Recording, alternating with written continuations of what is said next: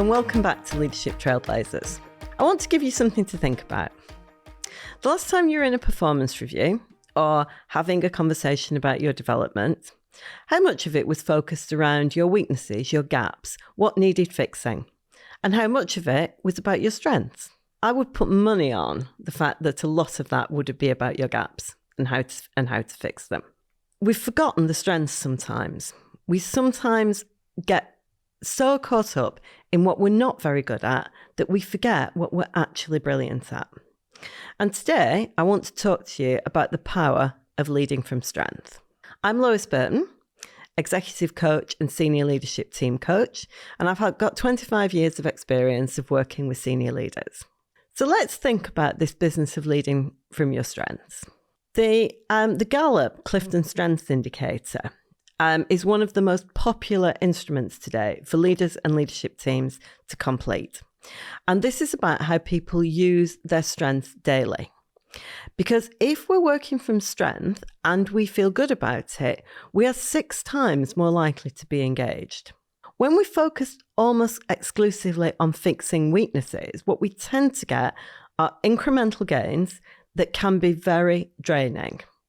And those marginal gains come at a high cost to both confidence and energy.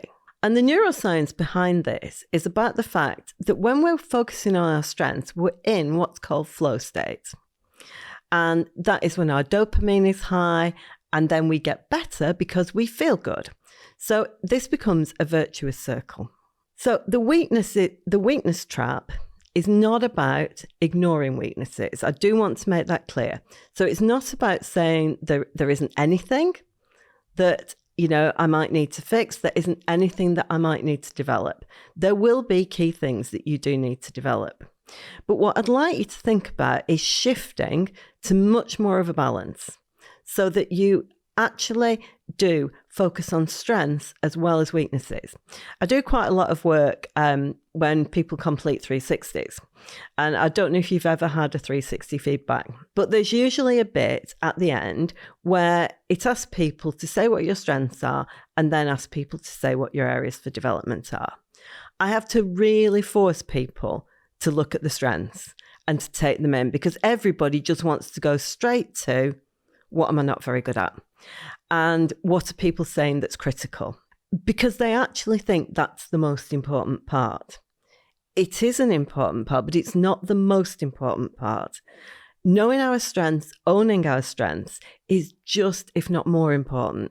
Because when we lead from strength, we lead from what we're genuinely good at.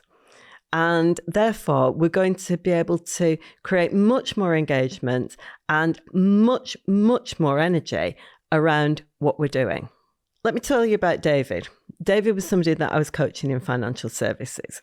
He was a great strategist, but he'd been chasing detail for years because people kept saying to him, David, you need to get more detailed.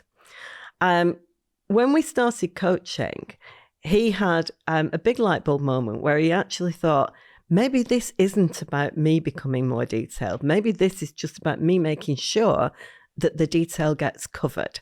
And that is a very different question. And so what he did, he didn't kind of dismiss detail. He didn't say, I don't need to know any of it. He asked himself, how much do I need to know? And how much can other people cover for me? And it released something in his team. It allowed some of the people in his team who were really good at this stuff to help him and to feel good about helping him because they were leading from their strength. And it also allowed David then to put his energy back into strategy and to engaging with people and to engaging them with the strategy because that was what he was brilliant at. So ask the right question. Which of those gaps or weaknesses or areas for development are really important and do you need to pay attention to?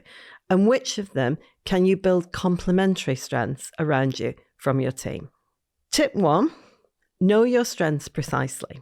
When we talked about the imposter phenomenon in a previous episode, we talked about filling the vacuum. The imposter thrives within a vacuum. And it's the same with focusing on our weaknesses.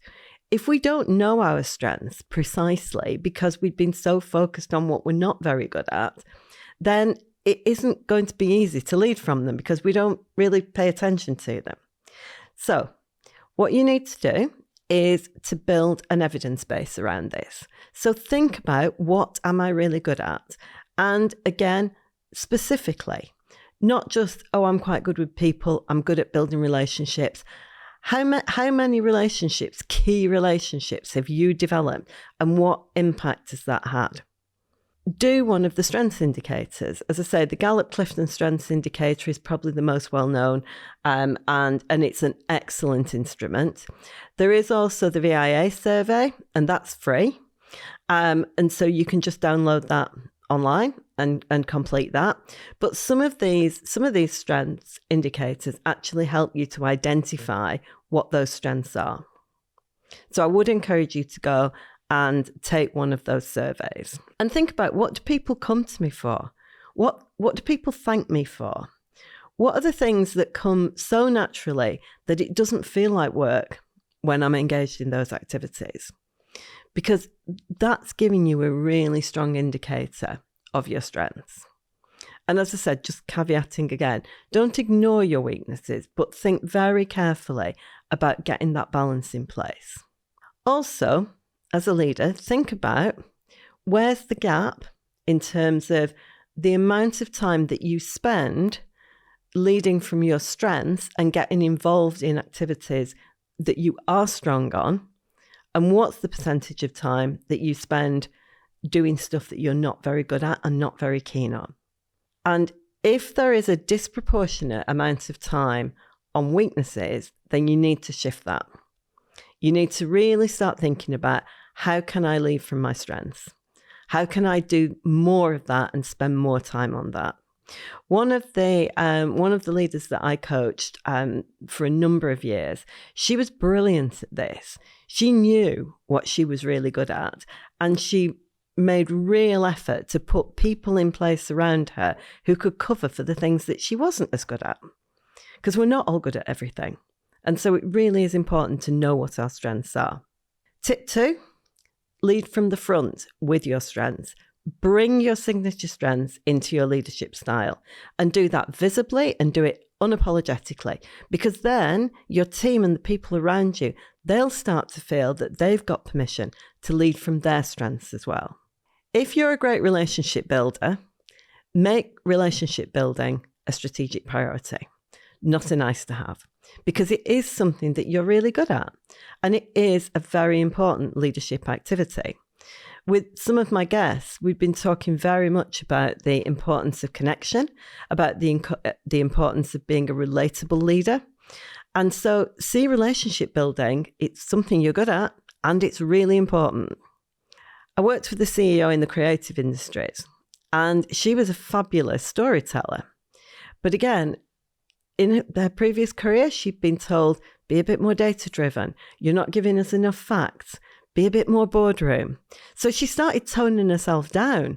And actually, that was completely the wrong thing to do, because that was her strength. Storytelling and being a brilliant storyteller helped to inspire people, helped to create an environment in which others felt inspired.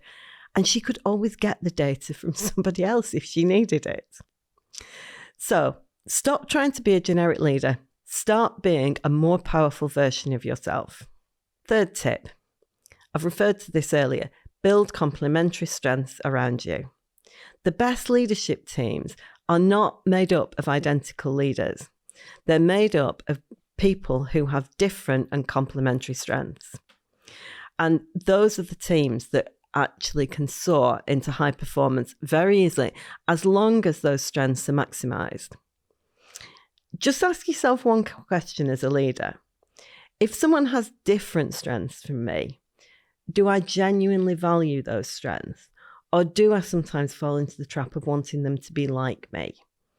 And, that's not coming from a bad place, but do ask yourself that question. It's an important one, because your team with different strengths won't thrive if you only value people who are like you.